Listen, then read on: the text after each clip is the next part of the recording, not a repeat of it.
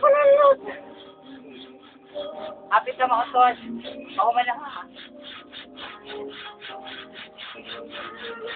If there is one animal whose life could be best represents the condition of a human life today, that one is the life of a chicken. Reverie heroism enumerates the characteristics of this domestic animal.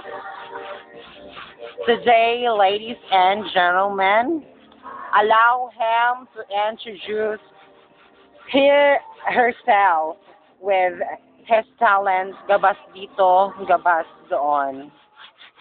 Potod ang kahoy. Kaya pilang tuhod. Ay, lapit na tuhod. Nakita na ka ng buktol.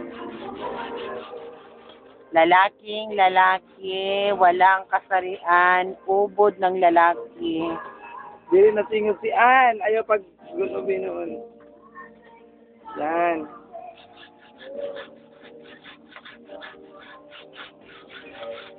Ayan, lumabas ang pagkalalaki.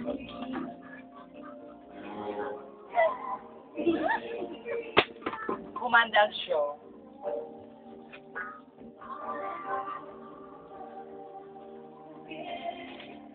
Mga pato sa lansangan. Good evening, ladies and gentlemen. A person of a strong determination, having a dream will to reach and conquer our dream. My name is Anna Capri, rich in beauty, rich in culture, the heart of India. Pura uy.